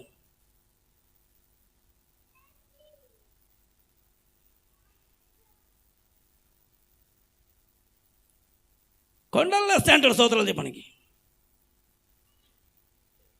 స్తోత్రం కలుగును గాక. అక్కడ జరగవలసింది ఇదే, అక్కడ ఉండవలసింది ఇదే. పరిశుద్ధుడా పరిశుద్ధుడా పరిశుద్ధుడా. 14 గంటలలాగా కనిపించిందా? ఎంతమంది కనిపించింది? ఎట్లా అయిపోయింది? అంత ఈజీగా వదిలేస్తే ఆడవాళ్ళు చెప్తున్నారు 14 గంటలలాగా లేదు, కూర్చున్నట్టుగా లేదు, మాకు ఎంజాయ్ చేసుకుంటూ వెళ్ళిపోయారు. స్తోత్రం కలుగును గాక. కూర్చుండే ఓపిక ఉన్నవానికి అలసట ఉండదు. చెప్పాలంటే 100 సాకులు వెళ్తాయి, సాకులు లేకుండా బ్రతకాలంట. సాకులు చూపించడము అది వాని పని. స్తోత్రం కలుగు. బిజీ చేస్తాడు మనిషిని, కానీ అప్పుడే నువ్వు పౌరుషం నీలో బయటికి రావాలి. ఈ లోకంలో కావాల్సింది ఏంటంటే పౌరుషంగా బ్రతుకుమన్నాడు. చెప్పాలి, ఎట్లా బ్రతకాలి చెప్పాలి. పౌరుషం ఎక్కడ తెలుసా? పాస్టర్ల మీద కాదు పౌరుషం, లోకం మీద కాదు, అన్నీ అంటున్నాడు, అది కాదు పౌరుషం. క్రీస్తుతో బ్రతకాలి. స్తోత్రం కలుగును గాక. ఆమేన్. లోకానికి కొరకు చూపించాలి, ఇదిగో నా దేవుడితో సహవాసం విడిచిపెట్టకూడని భాగ్యం. పౌరుషం చూపిస్తామా? నేను ఒక ఆయనకు యజమానుడికి సొంతమైపోయినా అయ్యా అని ఆ చెప్పగలిగిన సత్తా ఉండాలి. స్తోత్రం కలిగిన గాక. చూడండి అక్కడ చదవండి కింద. ఇంకా క్రీస్తునందు మనలను ఆయనతో కూడా లేపి, ఇది ఇది గుర్తు అందరూ చెప్పాలి, లేపిండా లేపలేదా? లేపిండు. మరణం అయిపోయింది, లేపిండు. మనలను ఆయనతో కూడా లేపి పరలోకమందు ఆయనతో కూడా కూర్చుండబెట్టెను.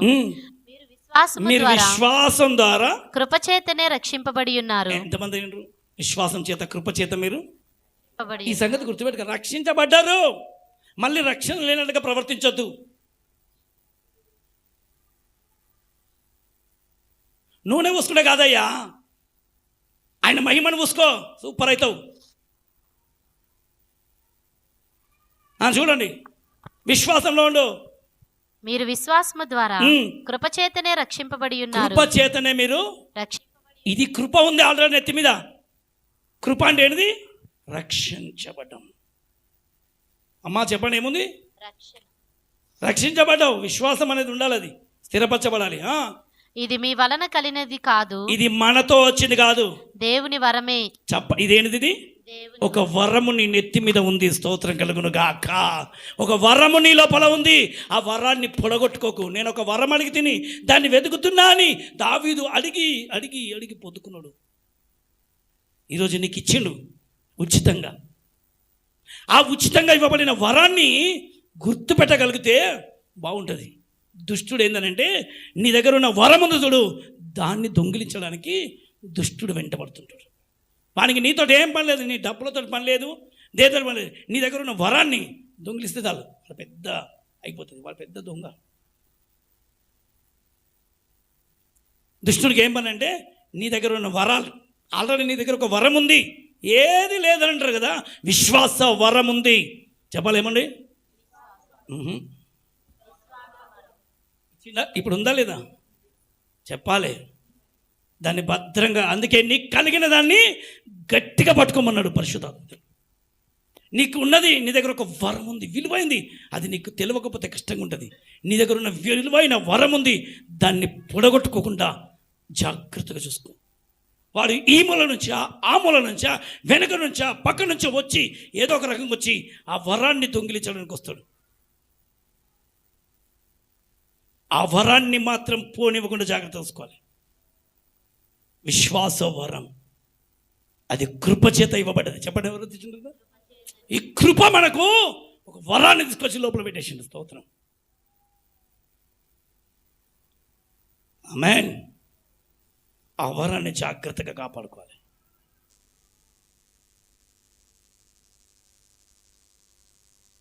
జాగ్రత్తగా. అందుకే నేను ఎప్పుడు చెప్తాను, ఇక్కడ నన్ను చూసి ఎవరు రావద్దు. విశ్వాసాన్ని బట్టి, విశ్వాసానికి కర్త అయిన దేవుడు నీకు ఇచ్చిన వరాన్ని విలువైంది ఉంది. అందుకే సమాజంగా మనం వచ్చి కూర్చుండి ఆరాధించడానికి. ఎందుకనంటే ఈ లోకమంతా నిన్ను చూసి ఏంది అనంటే నా దేవుని మేము ఘనపరుస్తున్నాం. చెప్పాలి, మనలే చెప్పాలి, మా దేవుని మేము ఆరాధిస్తున్నాం, ఘనపరుస్తున్నాం. ఘనమైన దేవుణ్ణి ఘనంగా ఆరాధించు. Praise the lord. గట్టిగా చెప్పండి ఒకసారి హల్లెలూయా. చేతులతో సరే. మీరు విశ్వాసం ద్వారా కృపచేత రక్షించబడి ఉన్నారు. ఇది మీ వలన కలిగినది కాదు, దేవుని వరమే. ఇది క్రియల వలన కలిగినది కాదు. చెప్పండి, దేని వల్ల? 9వ వచనంలో ఇది క్రియల వలన కలిగినది కాదు, ఎవడును గనుక ఎవడును అతిశయపడ వీలు లేదు. చాలా మంది అతిశయపడతారు. నేను పాట పాడుతున్నా, నేను ప్రకటిస్తున్నా, నేను చేస్తున్నా. ఇది నీతో కాదు, ఆయన కృప నీలో పనిచేస్తుంది. చెప్పాలి, ఎవరు పనిచేస్తుంది? ఆయన కృప నీలో పనిచేస్తుంది, అంతే. ఇప్పుడు నేను కాదు మాట్లాడేది, నేను ఒక ఎట్లా గంట ఊరుకో అయ్యా, వద్దు ఆ శోక నాకు వద్దు, నేను కాదు, ఆయన కృప, ఆయన ఆత్మని నిలబెట్టిండు. స్తోత్రం. అతిశయించడానికి ఎవరికి లేదు, ఎవ్వరు అతిశయించడానికి లేదు. పాట పాడినంత మాత్రాన ఏదో గొప్పోడు కాదు, ప్రసంగాలు చేసినంత మాత్రాన గొప్పోడు కాదు, వాక్యం చదివినంత మాత్రాన గొప్పలు కాదు, వాక్యం మీద బాగా చేస్తున్నది కాదు, ఆయన కృపనే చేస్తుంది. స్తోత్రం కలుగును గాక. ఆయన వాక్యమే, ఆయన ఆత్మనే నీలో చేస్తుంది. అందుకే అతిశయించినామంటే కింద పడిపోయిన పిండంతో సమానం. అతిశయించకూడదు, దేని మీద కూడా అతిశయించకూడదు. అతిశయించొద్దు. ఇది నీది కాదు, నాది కాదు, పేరు లేదు. అతిశయించినవా పోతావు. దేనికి అతిశయపడదు. పడిపోయిన పిండం అన్నాడు ప్రసంగిలో. 100 మంది పిల్లలు కన్నది, 100 సంవత్సరాలు ఉన్నది, 1000 సంవత్సరాలు బతికినా చివరికి దేవుని సన్నిధిలో పడిపోతే, దేవుని ఎదుట పడిపోతే అంతకంటే దౌర్భాగ్యమైన స్థితి ఇంకొకటి లేదు. ఎంత ఉన్నదని కాదు, దేవుని ముందు అతిశయించినమా పనికి రాకుండా పోతారు. స్తోత్రం కలుగును గాక. ఎంత అతిశయించిండు, అక్కడికి వెళ్ళి కిందేస్తే కింద పడ్డాడు. నీకు ఇచ్చిన దాన్ని బట్టి అయ్యా నీ కాళ్ళు మొక్కుతానయ్యా, నేను పనికిరాని జీవితానికి నన్ను ఇట్లా వాడుకుంటున్నందుకు నీకు స్తోత్రం అయ్యా అని చెప్పండి, వందనాలు. అంతేగాని కొమ్మునులుగా ప్రవర్తించకండి. స్తోత్రం. విధేయత, అవిధేయత రెండు ఉన్నాయి. అవిధేయత నాశనానికి తీసుకుపోతుంది, విధేయత క్రీస్తుతో నిలబెట్టబోతుంది. ఎంత విధేయతతో ఉంటే అంత దీనంగా వస్తుంది. ఒక వ్యక్తిలో విధేయత ఉన్నదని అంటే ఆయన కాళ్ళ దాకా దిగుతాడు. దేవుని కాళ్ళు అవసరం లేదు, మనుషుల కాళ్ళైనా పట్టుకుంటాడు. తెలుసమ్మా, ఈయన మనిషి కాళ్ళు పట్టుకుంటాడు, ఈయన నీ మొహం ఉడక, నేను మనిషి కాళ్ళు పట్టుకున్నాను. నా దేవుడు ఆయననే దిగేసి వచ్చి మనిషి కాళ్ళు పట్టుకున్నాడు, సేవకుల కాళ్ళు పట్టుకున్నాడు, పట్టుకొని కాళ్ళు కడిగాడు సేవకులు. పశువుల పాకలోకి దిగొచ్చిండు. ఆ విధేయత ఎంత దీనంగా మారింది. మనిషి దిగాలి. ఆయనకంటే గొప్పలమా? కృపచేత యేసుక్రీస్తుతో కూడా మనలను లేపిండు. స్తోత్రం కలుగును గాక. ఆమేన్. అదే ఎఫెసీయులకు రాసిన పత్రికలో ఇంకో మాట ఉంటుంది చూడు, 6వ అధ్యాయం 5వ వచనం. దాసులారా, ఇక్కడ దాసుల కూడా చెప్తున్నాడు. దాసులారా, యథార్థమైన హృదయం గలవారై. ఏ హృదయాలంట? అందుకే నేను అందరు దాసత్వంగా ఉన్నవాళ్ళు, పనిచేసే వాళ్ళు, పని చేయించుకునే వాళ్ళు యజమానికి చాలా లోబడి ఉండాలి. దాసులారా, యథార్థ హృదయం గలవారై భయముతోనూ వణుకుతోనూ క్రీస్తునకు వలె శరీర విషయమైన మీ యజమానులైన వారికి విధేయులై ఉండుడి. ఎవరికన్నా, ఎవరికి లోబడ, ఎవరికి విధేయులవుతుండాలి? ఆమేన్. మనకు కూడా కొంతమంది ఉంటారు కదా యజమానులు, వాళ్ళు కూడా మీరు ఎట్లా ఉండాలి? దాసులారా అన్నాడు. ఇప్పుడు మనకు కూడా ఉన్నాడు విధేయులు. స్తోత్రం కలిగిన. ఆమేన్. నేను దీన్ని బట్టి నిజంగా చెప్తాను, ఈ వాక్యాన్ని చాలామంది నాకు ఆత్మీయతలో నడిపించిన నా దైవసేవకుడు ఉన్నాడు, నాకు క్రిస్రాజయ్య. నాకు వాక్యం పంపించిండు, నాకు నేర్పించిండు, నాకు వాక్యాన్ని ఇచ్చిండు. ఏమి ఇచ్చిండని కాదు, ఎన్ని ఇస్తుండో, ఏం పెడుతుండో ఎవరన్నా అనుకోండి మనకేంది, కానీ ఒకటి నేర్పించిండు. ఏది? వాక్యం నేర్పించిండు. ఒక విధేయత నాకు నేను నిలబడడం నేర్పించిండు. ఆయనకు చనిపోయేంత వరకు నేను ఎట్లుండాలి? ఇప్పుడు చెప్పాలి మీరు అసలు. మనం కూడా అదే బైబిల్ చెప్పిందా లేదా? నమ్మకంగా ఉండాలి. అలాగే నేను ఇప్పటిదాకా చెప్పిన భర్తకు భార్య ఎట్లా ఉండదు చెప్పాలి. నువ్వు కాకపోతే నిన్ను వదిలిపెట్టి భర్తను పక్కన పెట్టేసి నేను మళ్ళీ వస్తాను ముందు అనుకుని పోయేసి తిరుగుతున్నాడు. చివరికి ఒక్కసారి వస్తాడు, 2 సార్లు వస్తాడు, 3 సార్లు వస్తాడు, 4 సార్లు వస్తాడు. తర్వాత నీకు నాకు చెల్లు,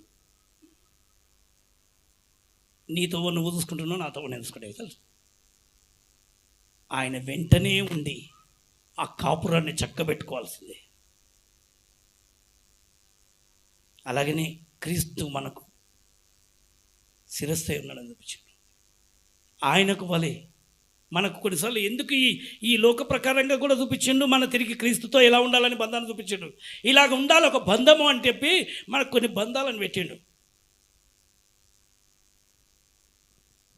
సంగమా గుర్తుపెట్టుకోండి, నువ్వు ఒక కృప చేత కట్టబడ్డావు. స్తోత్రం కలుగును గాక.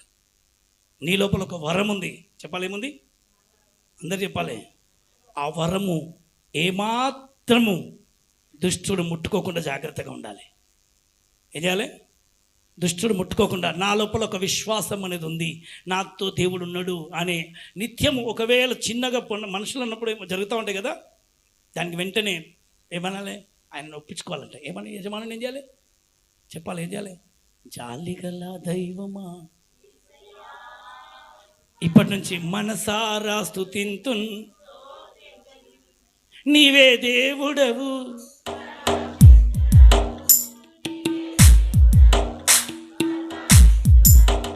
నీ జాలికి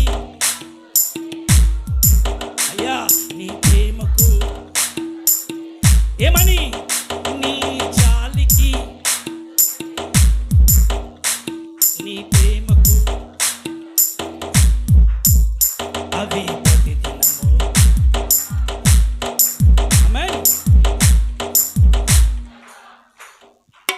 పాపం చేసిన స్త్రీని ఎవ్వరు పాపం చేయకపోతే రాయేయమని చెప్పినావు కదా నాయనా. చెప్పాలి మరోసారి. మనం అప్పుడప్పుడు ఈ మాటలు పలకాలి. ఏమని? పాపం చేసిన స్త్రీని అందరు రాయేస్తుంటే ఎవరు రాయేయలేదు, అందరు రాయి పట్టుకుండ్రు. ఎందుకేలే? మీలో ఎవడు పాపం చేయలేరు, వాళ్ళు రాయి మేము చెప్పినాం. అందుకు ప్రభువా, ఆమె మీద జాలి పడ్డ దేవుడా, ఆమె మీద కూడా నీ జాలి రాని. సూర్యుడు అస్తమించక ముందుకి కోపం ఉంటే వెళ్ళిపోవాలంటాడు. పొద్దున వచ్చిన కోపం రాత్రి వెళ్ళిపోవాలి, రాత్రి వచ్చిన కోపం పొద్దున వెళ్ళిపోవాలని చెప్పినావు కదా ప్రభా. అందుకే మొన్న దినం చూపించిన సూర్యాస్తమ ప్రార్థన. ఎందుకనంటే ఒకవేళ పొద్దున అంతకుముందు ఎప్పుడైనా చేసిందేమో ఏదైనా, దేవా ఈ సూర్యుడు అస్తమించక ముందుకే నేను స్తుతిస్తున్నా, ఇంకా కూర్చోవాలి ఇంట్లో, ఇంకా కూర్చోండి దేవా,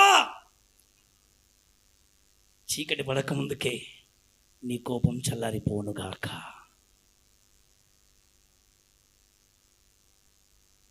ఏమైపోవాలి? మీకు తెలియదా? ఒక చిరునవ్వు లేకపోతే ఆయన కాళ్ళు పట్టుకొని ఇట్లానంటే అర్థం. ఆయన ఒప్పించుకుంటారు కొంతమంది స్త్రీలు. కోపం వస్తే ఏం చేస్తారు? కొంతమంది గయ్యాలు అనుకో, అది ఉల్టా పుల్టా మాట్లాడి ఇంకా ఆయన చిరాకు చేసి ఉల్టా పుల్టా అయిపోతారు.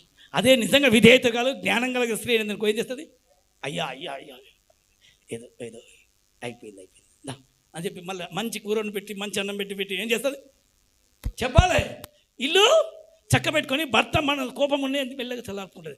అలాగా క్రీస్తుకు ఒకవేళ ఆయనను ఎక్కడైనా నువ్వు నీ కూర దుఃఖపడ్డదంటే ఆయన కోపం వస్తే మంచిది కదయ్యా. అందుకని ఆయన కోపాన్ని ఏం చేయాలి? మనం మన దగ్గర చేసింది అది అడ్డగించాలి అన్నాడు అందరికీ. అందుకని అందరూ సంఘము మా దేశం మీద ప్రభు చేస్తున్న తప్పులు ఎన్నో ఉన్నాయి. దేశం మీద చేస్తున్న చాలామంది ఉండరు. ఆ పొరపాట్లన్నీ క్షమించు ప్రభు అని నేర్చుకుంటున్నాం. అయ్యా ఇది బంద్ చేయండి అయ్యా, స్విచ్ లోపలికి రాకముందుకే బంద్ చేయండి. స్తోత్రం. అడ్డగించాలి, విధేయులుగా మారాలి. అవిధేయత ఉన్నాయి, అయినా ప్రేమించావు, అప్పుడే పట్టుకొచ్చినావు, బురదలకే లేపినావు, మళ్ళీ బురదలు వేస్తావనైనా. ఇది మోసి అడిగిండు. అయ్యా నీ పిల్లలను నువ్వు పట్టుకొచ్చినావు, లేపినావు, నీ మహిమ కొరకు నిలబెట్టుకున్నావు, మళ్ళీ వాళ్ళని వదిలేస్తే ఎట్లా? నీ కాళ్ళు పట్టుకున్నావు, వాళ్ళ మీదకి ఆపదరా నీకు, నన్ను చంపేయి అవసరమైతే అని అడ్డగించిండు మోషే. అలాగని నువ్వు ఇతరుల మీద నీకు మనసులో కోపం పెట్టుకొని ఉన్నావంటే బిడ్డ, నీకు విధేయత లేదు. నువ్వు 10 మంది గురించి అడ్డగించేవాడిగా మారుతున్నావు. ఇప్పుడైనా నువ్వు కొంతమంది గురించి దేవాన్ని కోపం ఎవరి మీద నేను వచ్చిందా, నువ్వు కూడా కోపంతో ఉన్నావు అంటే దేవునికి నచ్చదు. నువ్వు కూడా అప్పుడు ఎట్లయితే తెలుసా, సొర చెట్టు పుట్టించి దాన్ని ఎండిపోయిన తర్వాత అయ్యో నాకు ఎట్లా వచ్చింది కోపం, నీ కోపం కూడా అట్లుంటుందేమో. అలా కాకుండా ఎట్లుండాలి? నీ కోపము మోషేలాగా శాంతపరిచేలాగా ఉండాలి. స్తోత్రం కలుగు. చెప్పాలి ఎట్లుండాలి నీకు. ఎవరి మీదనే నీకు కోపం వచ్చిందనుకో ఏం చేయాలి నువ్వు కాదు, వాళ్ళను క్షమించమని నువ్వు అడగాలి. స్తోత్రం కలుగును గాక. నీకెవరి మీద కోపం వచ్చింది, లేకపోతే ఇంకెవరి మీద నీకు కోపం ఉంది, లేకపోతే వాళ్ళకి ఎవరి నీ మీద కోపం ఉంది. ఈ ప్రపంచం మీద దేవునికి ఇప్పుడు ఉన్నది కొంతమంది మీద ఉంది. ఇప్పుడు ఇక్కడ చేస్తున్న లెక్కలు భయంకరం. అందుకని దేవుని కోపం వచ్చి అందరినీ వద్దునైనా అని అడ్డగించేలాగా మారు. ఇప్పుడైనా చేద్దాం. ఏం చేద్దాం? నా కుటుంబం ద్వారా కానీ, నా సంఘం ద్వారా, దేశం ద్వారా కూడా ఏ తప్పులు జరుగుతున్నా ప్రభు చెప్పండి సరే, దేశంలో కూడా జరుగుతున్న పొరపాట్లను నువ్వే కనికరించాలయ్యా. నీ పిల్లలు కదయ్యా, అందరు నీ పిల్లలే. చెప్పండి, అందరిని పుట్టించిన సృష్టికర్త నీవే, దయతో క్షమించినైనా అని నువ్వు ప్రార్థన జీవితం చాలా అవసరం. విధేయత కలిగి కళ్ళల్లో కన్నీళ్ళు గార్చి ఆయన కాళ్ళు గడుపుతూ అడ్డంగా ఉండు. ఎంతోమందిని దేవుడు కనికరించబోతున్నాడు. నీ ప్రార్థన విని దేశాన్ని స్వస్థపరుస్తానన్నాడు. చెప్పాలి. ఇప్పుడు చెప్పిన కదా, ఎంతోమంది మీకు మరణాలు వస్తుందంటే ఆ మరణాలు వస్తున్నప్పుడు నువ్వు ఆపడానికి నీకు శక్తి లేదా? ఏమని అడుగుతావు? ప్రార్థన ఏంటి? నువ్వు ప్రార్థన చేస్తే మీ వాడ మీద ఉన్న రాబోతున్న ఆ మరణాలు ఆగుతాయి. నీ ప్రాంతం మీదకు రాబోతున్న మరణాలు ఆపాలంటే ఒక ప్రార్థనే. ఇప్పుడు ప్రార్థన చేయవలసిన నీవు అవిధేయత చూపిస్తే పరిస్థితి దారుణంగా ఉంటుంది. విధేయతతో ప్రార్థన. చెప్పండి, ఏం చేయాలమ్మా? అందరు విధేయతతో ఆయన కాళ్ళు పట్టుకొని ఆయన పాదాల దగ్గర కూర్చోండి, కన్నీళ్ళు గారుస్తూ ఇళ్ళల్లో కూర్చోండి కూడా ప్రార్థన చేయండి. ప్రతి స్థలంలో ప్రార్థన. ఒక మంచి మాట ప్రభు చెప్తూ ఉంటాడు. అలా చూడండి, ఇంకా నేను చెప్తున్నాను. మనుషులను సంతోషపెట్టువారు చేయనట్లు కంటికి కనబడుటకే కాక క్రీస్తు దాసులమని ఎరిగి. ఎవరు దాసులమని? అమ్మా, మనుషులకు కనిపించేలాగా ఏదో నటించే భయము, నటించేలాగా వద్దు. యేసుక్రీస్తుకు కనిపించేలాగా భయపడాలి. ఎవరు భయపడాలి? ఏదైనా చేస్తే కూడా మనుషులకు చేస్తున్నట్టుగా చేయొద్దు, దేవునికి చేస్తున్నట్టుగా అంట. అలా చెప్తున్నాడు. క్రీస్తు దాసులమని ఎరిగి దేవుని చిత్తమును మనస్ఫూర్తిగా జరిగించు మనుషులకు చేసినట్టు కాక. అమ్మా, ఏదైనా చేస్తే నేను ఈయనకి ఇంత చేసిన, నేనకి ఎంత చేసిన, అదే గర్వం, అదే నాశనం. ఆ చెప్పేది అలాంటి బుద్ధి ఎవరికైనా వచ్చింది అని అంటే అది కుక్క బుద్ధి అని. ఒక బుద్ధి తెలుసా మీకు? పాత జీవితం అది. ఒకప్పుడు మనకు తెలియనప్పుడు ఎట్లుండే అదే ఉండే. ఇంత చేసి ఇంత చెప్తారు.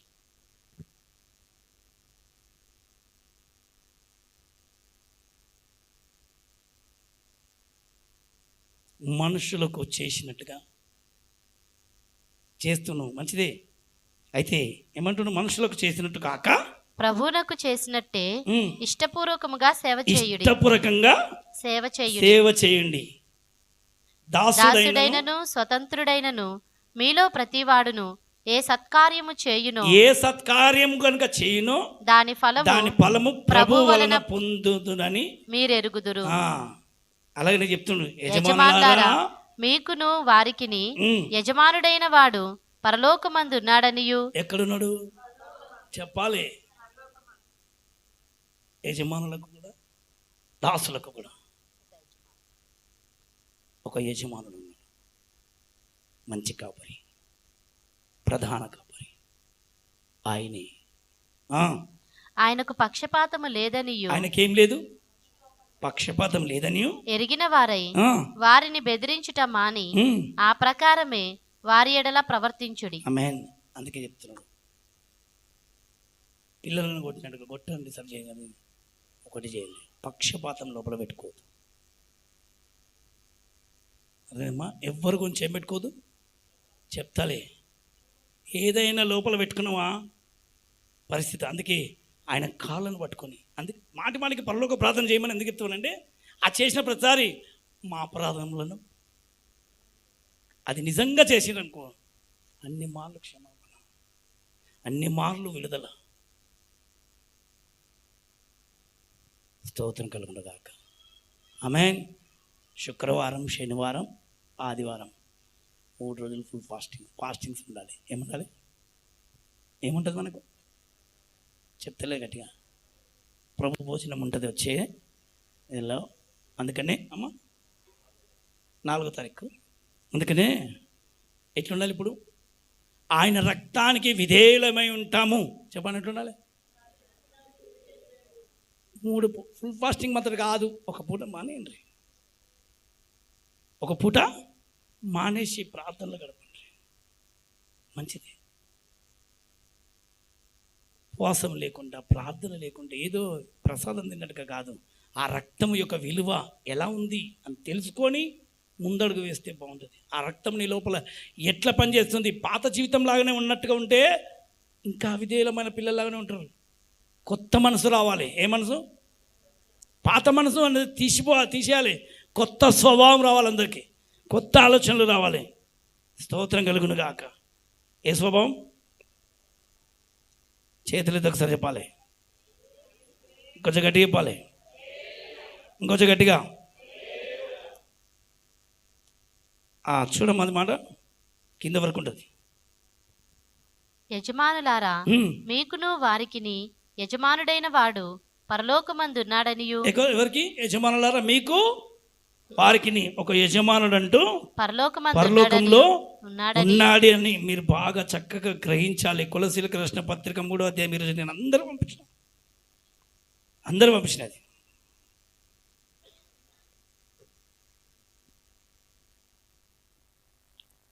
చూద్దాం. 3:18 వచ్చిన.